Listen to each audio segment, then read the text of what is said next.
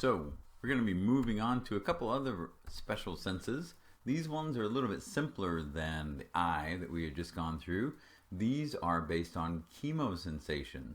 So remember that with chemosensation, what we're doing is we're binding specific chemicals and then generating a gradient potential and or an action potential, right? So we're still transducing some sort of stimulus into something that the nervous system can understand. So smell and taste are going to be, in order, olfaction and gustation, but they're both relying on the binding of chemicals. And these chemicals have to be dissolved within an aqueous solution. So within the nasal cavity, within the mucus that we find there in the nasal fluids, and of course within the mouth, also within the saliva. So we're going to start out with smell, we'll transition to taste, but not only are they both based on chemoreceptors, but they are very closely related. So most of your taste comes from smell. But let's look at the olfactory. So olfactory, as we were talking about the peripheral nervous system, we saw there are cranial nerves. The first pair coming across are going to be the olfactory nerves. So we've got to have receptors to be able to relay the information to the nerves in order to get to the brain. So we saw the neural pathway here. So here's the olfactory bulb. There's the olfactory tract. And here are the receptors. So the receptors are on the dorsal surface,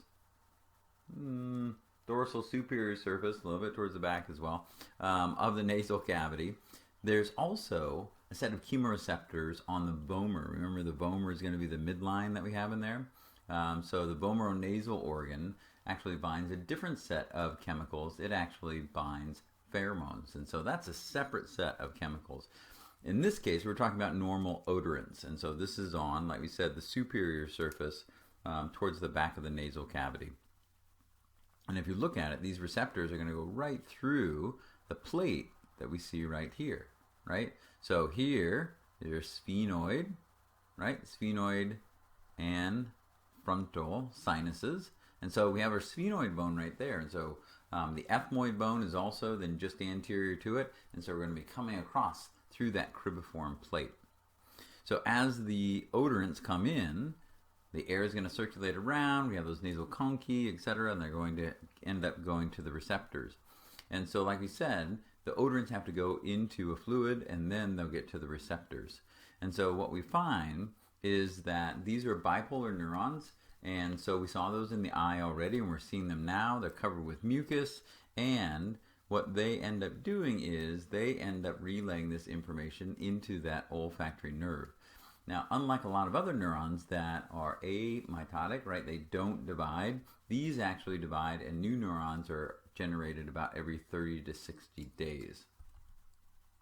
So, when we look at them, they're pretty different. So we can see that here. Here's the olfactory epithelium. So we can see there's some support cells in between, but we can also see there's our dendrites leading to this cell body. Here's our axon here, going through that cribriform plate of the ethmoid bone, and then synapsing with the mitral cells, these output cells that go into the olfactory tract. Now, where we saw in the vision, we had 4 different photoreceptors, right? We had the rods, and then we had 3 types of cones. Now what we see is that olfactory receptors, we have literally tons of different, all right, not literally tons, but many, many more different types of receptors than just 3. So what we have is 400 different, if you will, smell genes that are active in the nose. So the receptors are different based on these genes and the proteins that they encode for. So they're able to pick up different types of odorants and then relay that information into the brain. Now, we also have pain and temperature receptors in there, thermoreceptors and nociceptors. And in fact, some of these different types of stimuli can even get those different receptors stimulated. And when we look at the transduction process, where we go from binding of, in this case, the chemical to relaying a signal, again, we're seeing it's a stepwise process, right?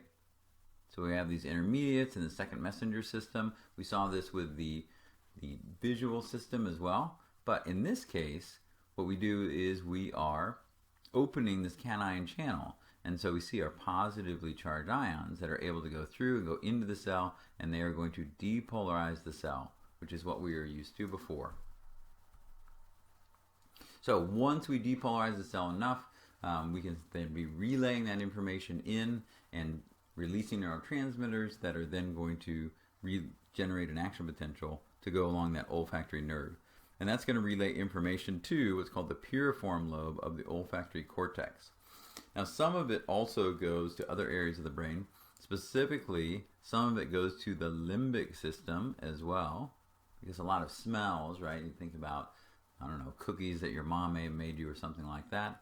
They really allow us to associate emotions and memories, etc. Okay, so that was smell. And when we go to taste, it's not going to be too different.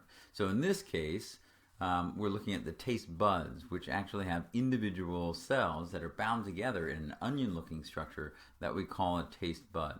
Now you'll notice that the taste buds are going to be located within these bumps on the tongue that are called papillae. And there's a few different types. There are fungiform that somebody thought looked like mushrooms, foliate that are on the sides of the tongue, and then the vallate that form a V on the back of the tongue.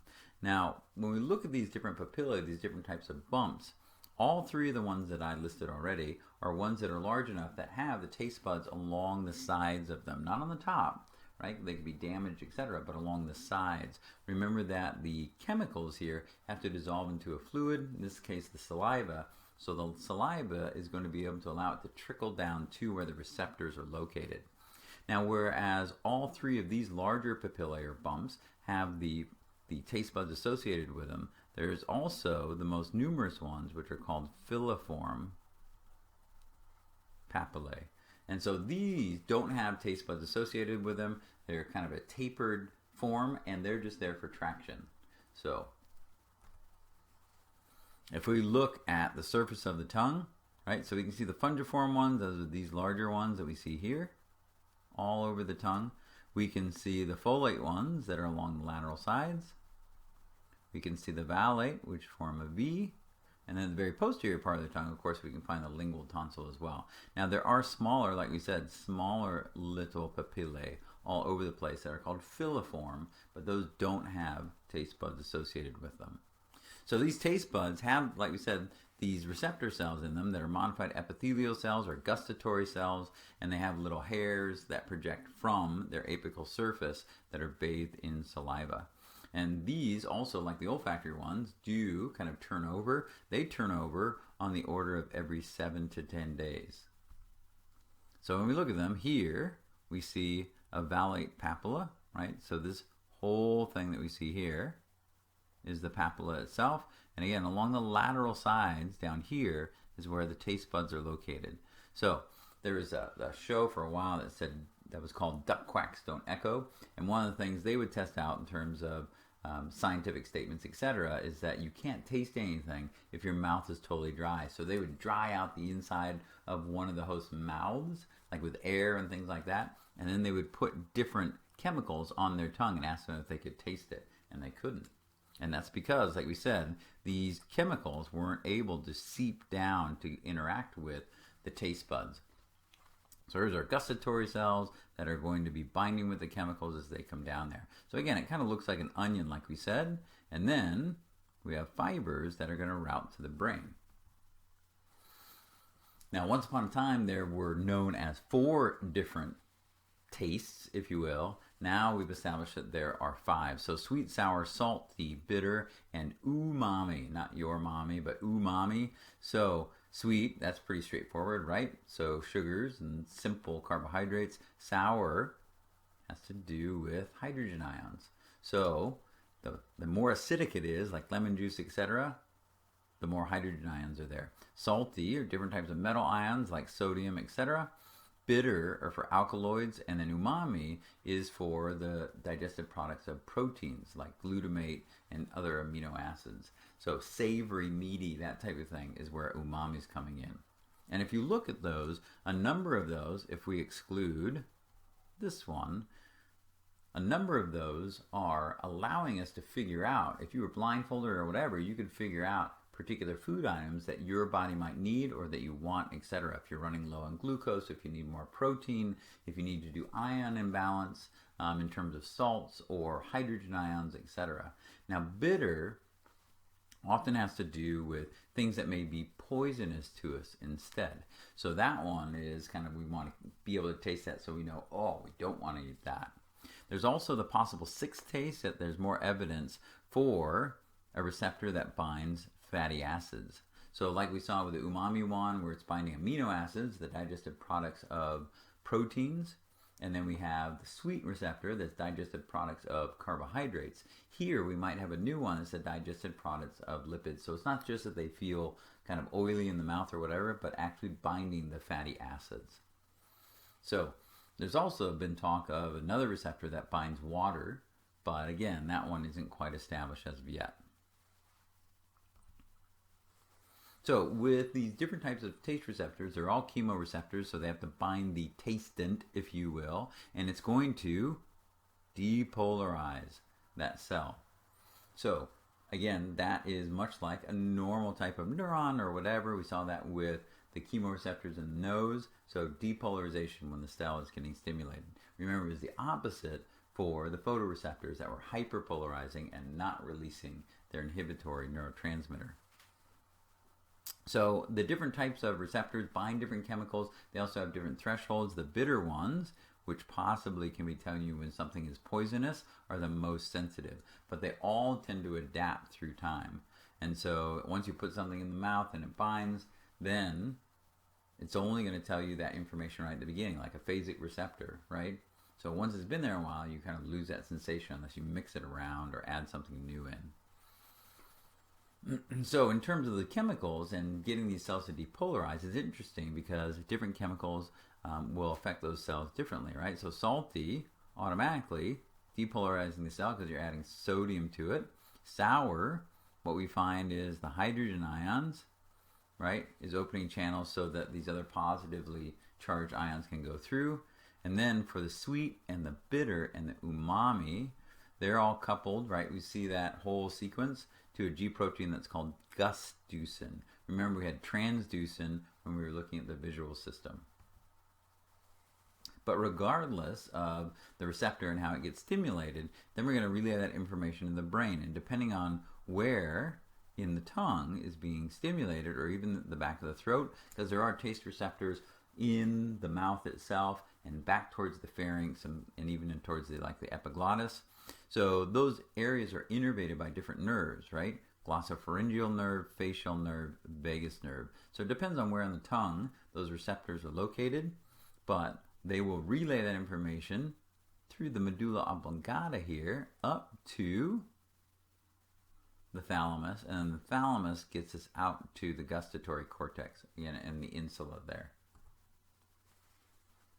So like we said, these two sensations, these two special senses are certainly related.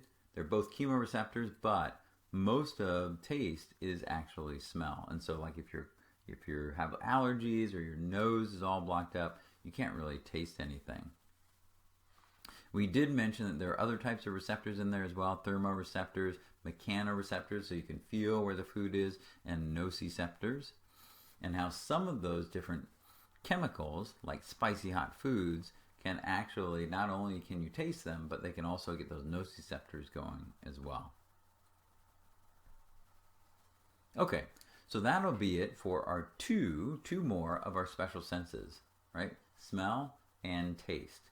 We said the last ones, which are hearing and equilibrium, are associated with the ear, and so those are going to be covered in the next segments.